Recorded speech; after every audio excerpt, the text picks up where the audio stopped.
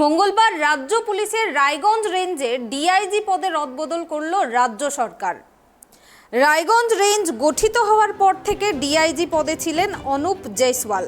এদিন তার বদলে মেদিনীপুর রেঞ্জের ডিআইজি প্রসূন ব্যানার্জিকে বদলি করা হলো রায়গঞ্জ রেঞ্জের ডিআইজি হিসেবে। রাজ্য পুলিশের তরফে এই বিষয়ে একটি নির্দেশ জারি করা হয়। মূলত কালিয়াগঞ্জ কাণ্ড সহ উত্তর দিনাজপুর জেলায় ঘটে যাওয়া বেশ কয়েকটি ঘটনার জেরেই পুলিশের রায়গঞ্জ রেঞ্জের ডিআইজি পদে রদবদলের সিদ্ধান্ত বলেই ওয়াকিবহাল মহলের অভিমত। এ বিষয়ে আমরা বিস্তারিত জানবো। এই মুহূর্তে আমার সঙ্গে টেলিফোন লাইনে জুড়ে আছেন ট্রাইব টিভির প্রতিনিধি রায়গঞ্জ থেকে কুষাণ সরকার। রায়গঞ্জ রেঞ্জে ডিআইজি পদে রদবদল করা হলো, কি জানা যাচ্ছে বিস্তারিত জানাও আমাদের। তোমাকে জানিয়ে রাখি, মঙ্গলবার রাজ্য পুলিশের রায়গঞ্জ রেঞ্জের ডিআইজি পদে রদবদল করলো রাজ্য সরকার। রায়গঞ্জ রেঞ্জ গঠিত হওয়ার পর থেকেই ডিআইজি পদে ছিলেন অনুপ জয়সওয়াল। এদিন তার বদলে মেদিনীপুর রেঞ্জের ডিআইজি হিসেবে প্রসূন ব্যানার্জি বদলি হলো রায়গঞ্জ রেঞ্জের ডিআইজি হিসাবে।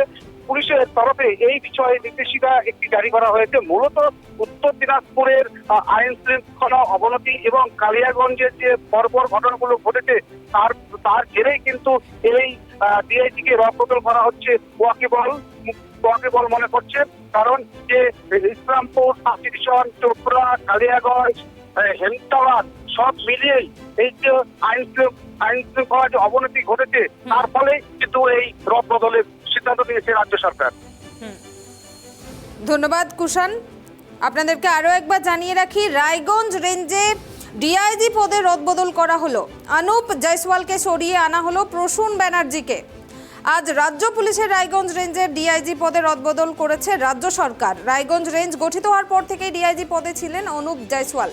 এদিন তার বদলে মেদিনীপুর রেঞ্জের ডিআইজি প্রসূন ব্যানার্জিকে বদলি করা হলো রায়গঞ্জ রেঞ্জের ডিআইজি হিসেবে। রাজ্য পুলিশের তরফে এ বিষয়ে একটি নির্দেশ জারি করা হয়। মূলত কালিয়াগঞ্জ কাণ্ড সহ উত্তর দিনাজপুর জেলায় ঘটে যাওয়া বেশ কয়েকটি ঘটনার জেরে যে আইন শৃঙ্খলার অবনতি ঘটেছিল তার জেরেই কিন্তু পুলিশের রায়গঞ্জ রেঞ্জের ডিআইজি পদে রদবদলের সিদ্ধান্ত নিয়েছে রাজ্য সরকার বলেই মনে করছে ওয়াকিবহাল মহল।